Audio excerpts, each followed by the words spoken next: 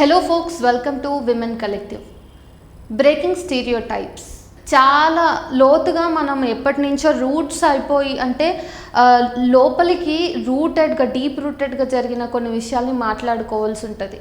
అందులో ఆడది వంటింటి కుందేలు అని చెప్పేసి అట్లా అవన్నీ ఉంటాయి.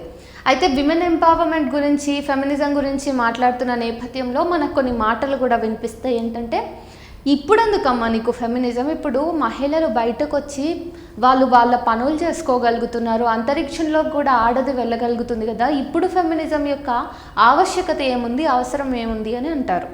విషయం ఏంటంటే, ఇప్పుడు ఒక మహిళ కూడా తన భర్తకి సమానంగా ఒక సాఫ్ట్వేర్ ఎంప్లాయీగా కానివ్వండి, లేకపోతే ఒక కానివ్వండి, వైవిధ్యమైన రంగాల్లో భర్తతో పోటీ పడుతూ మరి కొన్ని సందర్భాల్లో అయితే భర్త కంటే అధికమైన వేతనం పొందుతూ మహిళలు ముందుంటున్నారు. అయితే ఆ భర్త ఆ భార్య ఇద్దరూ ఒకే జాబ్ చేస్తున్న కండిషన్ని మనం కొంచెం సేపు ఎగ్జాంపుల్గా తీసుకుంటే చూసినట్టయితే భర్త కూడా సేమ్ జాబ్ చేస్తాడు, భార్య కూడా సేమ్ జాబ్ చేస్తుంది. కానీ వాళ్ళిద్దరిది ఇద్దరు జాబ్ చేస్తున్నారు కాబట్టి ఇక్కడ ఫెమినిజం అవసరం లేదు, ఇక్కడ ఒక ఫీమేల్ వాయిస్ రైజ్ అవ్వడం అవసరం లేదని మనం అనుకోవచ్చా? ఇక్కడ విమెన్ ఎంపవర్మెంట్ ఉంది అని మనం అనుకోవచ్చా? అక్కడ విమెన్ చేస్తున్న దానికి సరైన గౌరవం లభిస్తుందని అనుకోవచ్చా? ఇక్కడే వచ్చింది అసలు చిక్కంతా. నిజానికి మన భారతదేశంలో ఉన్న వివాహ వ్యవస్థ ఏదైతే ఉందో అదంతా కూడా సమాజానికి కట్టుబడి బయట వాళ్ళు ఏమనుకుంటారో వీళ్ళు ఏమనుకుంటారో అని చెప్పేసి అంటే పితృస్వామ్య వ్యవస్థకి లోబడి ఒక ఆడది పెళ్లి చేసుకుని అత్తారింటికి వచ్చి భర్త పేరుని ఇంటి పేరుగా మార్చుకుని జీవనం సాగించాలి. ఒకవేళ తను జాబ్ చేయాలంటే తన అత్తకి ఇష్టమైతేనే చేయాలి. ఈ రోజుల్లో ఒకరి సంపాదనతో కుటుంబం గడవడం కష్టం కాబట్టి భార్యాభర్తలు ఇద్దరూ జాబులు చేస్తామంటే మన భారతీయ కుటుంబాలు ఒప్పుకుంటున్నాయి. కొంతమంది ప్రోగ్రెసివ్గా ఎవరైతే ఉన్నారో వాళ్ళు యథావిధిగా పంపిస్తున్నారో అది వేరే విషయం. కానీ ఒక ఆడది మన హైందవ ధర్మం నుంచి కానీ మన ఇండియన్ కుటుంబం నుంచి బయటకు వచ్చి జాబ్ చేయాలంటే ముందు తన కుటుంబ అవసరాలను సాటిస్ఫై చేయాల్సిన అవసరం ఉంది. అంటే నేను ఇప్పుడు నాకు పెళ్ళైంది అనుకోండి, నేను వెళ్ళి జాబ్ చేయాలంటే ముందు నేను నా ఇంట్లో పని చేయాలి, ఇంటి పని, వంట పని, ఆ తర్వాత నా భర్తకి సంబంధించిన అంత పని, నా అత్త మమ్మల్ని వీళ్ళందరినీ నేను చూసుకున్న తర్వాత నేను కాలు బయట పెట్టాలి. అదే సేమ్ జాబ్ చేస్తున్న నా భర్త ఉన్నాడు అనుకోండి, వాడు డైరెక్ట్గా జాబ్కి వెళ్ళిపోవచ్చు, పొద్దున్నే లేచి వాడికి నేను బెడ్ కాఫీ ఇచ్చి వాడు వెళ్ళిపోతాడు. కాకపోతే ఇప్పుడు కొంచెం పరిస్థితులు మారినాయి కదా, ఎందుకు నువ్వు ఇట్లా అంటున్నావు, కొంతమంది మగవాళ్ళు పనులు చేసుకుంటున్నారు కదా అని మీరు నన్ను ప్రశ్నిస్తారు. అవును, జరుగుతుంది, దాని గురించి కూడా మాట్లాడదాం. బేసిక్గా వంట పనైనా ఇంటిని నీట్గా పెట్టుకోవడం కానీ, బట్టలు పిండుకోవడం కానీ, అంట్లు తోమడం కానీ, ఈ పనులన్నీ కూడా ఒక జెండర్కి సంబంధించినవి కాదు. ఇది లైఫ్ స్కిల్స్ అంటారు. నువ్వు జీవితంలో ముందరికి వెళ్ళాలంటే ఖచ్చితంగా నీకు అంటుకొని లైఫ్ స్కిల్స్ రావాలి. అందులో ముఖ్యమైనవి ఏం చేసినా కడుపు కోసమే కాబట్టి వంట అనేది ఖచ్చితంగా ప్రతి ఒక్కరికి రావాలి. నేను ఆడదాన్నైనా కాబట్టి నాకు వంట ఖచ్చితంగా రావాలి అని అనకూడదు.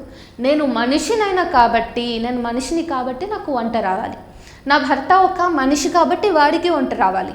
సో అట్లా. కానీ మనం ఈ ఏవైతే లైఫ్ స్కిల్స్ ఉన్నాయో అవన్నింటినీ కూడా భార్యకి అప్పచెప్పి, ఒక మహిళకి అప్పచెప్పి భర్త బయటి పనులు చేస్తాడు అని చెప్తారు. భార్య బయటి పనులు చేసినా కానీ భర్త కూడా బయటి పనులు చేస్తాడు, లోపల పనులు చేయాల్సిన అవసరం లేదు, తను దర్జాగా బ్రతికేయచ్చు అని అంటారు.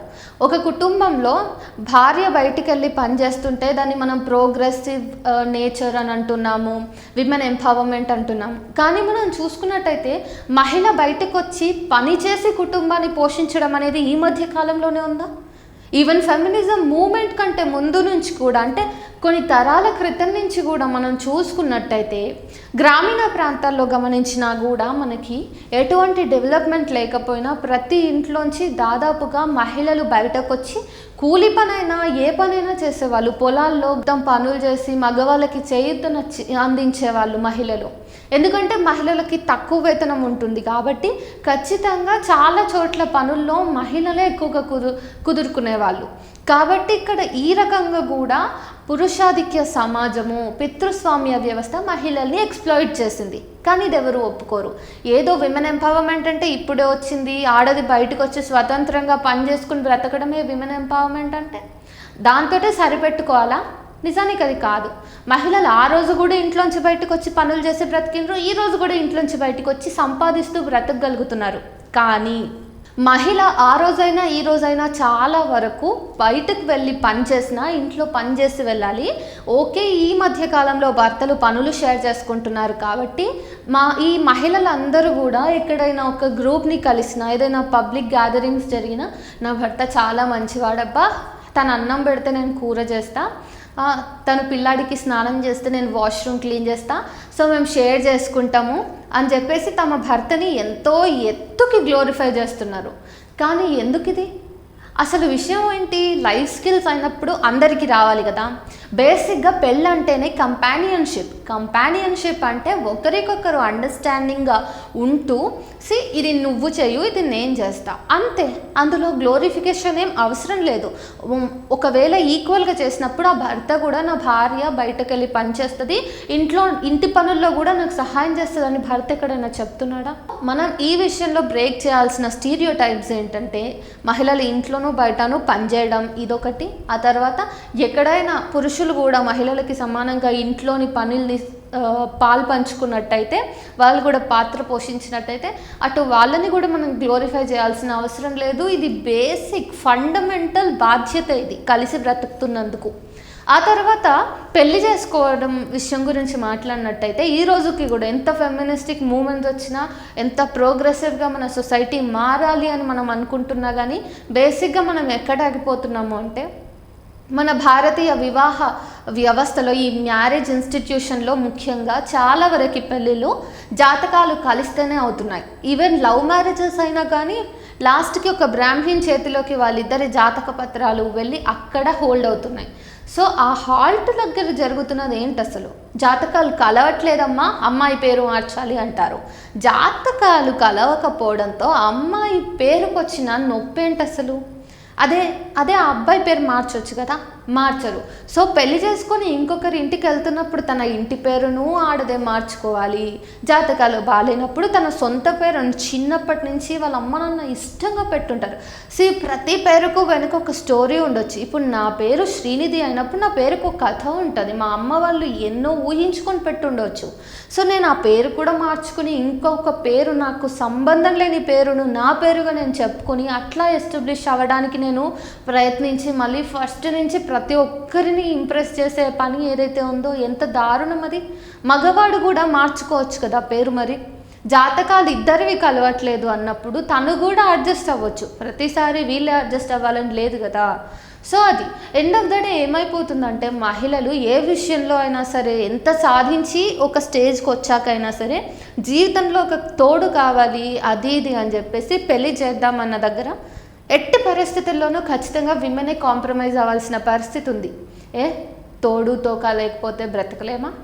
సరే, మానసికంగా కొంత అవసరం, శారీరకంగా కొంత అవసరం ఉండొచ్చు. అది కంపానియన్షిప్గా ఉన్నంత వరకు బాగానే ఉంటుంది. కానీ భారతీయ వివాహ వ్యవస్థగా మారి అందులోనే మనము ఆ చట్రంలో ఇరుక్కుపోతే మాత్రం ఎంత ప్రోగ్రెసివ్ విమెన్ అయినా అక్కడితో తన ప్రోగ్రెషన్ని మొత్తం ఆపుకోవాల్సి వస్తుంది.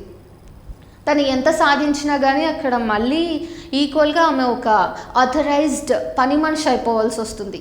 సో ప్రతి అమ్మాయి కూడా తన పేరుకు ముందు ఒక సర్నేమ్, తన పేరు తర్వాత తన భర్త నేమ్, ఇట్లా ఒక తోకని క్యారీ చేస్తూను జీవితంలో తోడు అనేది లేకపోతే బ్రతకలేము అని అట్లా అంటే ఒంటరి మహిళలు ఎట్లా బ్రతుకుతారు? అసలు మహిళకి పురుషుడి సహాయం లేకుండా బ్రతకడం సాధ్యమేనా? లాంటివన్నీ కూడా మనం ఆ స్టీరియోటైప్స్ అన్నింటినీ బ్రేక్ చేయాలి. ఆల్రెడీ చాలామంది సక్సెస్ఫుల్ విమెన్ ఈ విషయంలో ముందుకొచ్చి వాళ్ళ జీవితాన్ని వాళ్ళు మగాడితో పొంతనే లేకుండా అసలు పూర్తి స్వేచ్ఛగా ఆర్థిక స్వాతంత్రంతో బ్రతుకుతున్నారు. సో ప్రతి మహిళ కూడా పెద్ద చదువుకొని ఆర్థికంగా తనని తాను పోషించుకోగలిగి తన లైఫ్ స్టాండర్డ్స్ని తను గొప్పగా మేనేజ్ చేసుకోగలిగితే అది చాలు ఆ విమెన్ సక్సెస్ అయ్యిందని చెప్పడానికి. పెళ్ళి పిల్లలు అనేవి కేవలం ఈ స్టీరియోటైప్స్తో ఉన్న ఈ సొసైటీ, ఈ సిక్ మైండ్స్ ఉన్న సొసైటీ మాత్రమే నిర్దేశించి ఆపాదించబడిన ఒక బూటకపు నాటకం.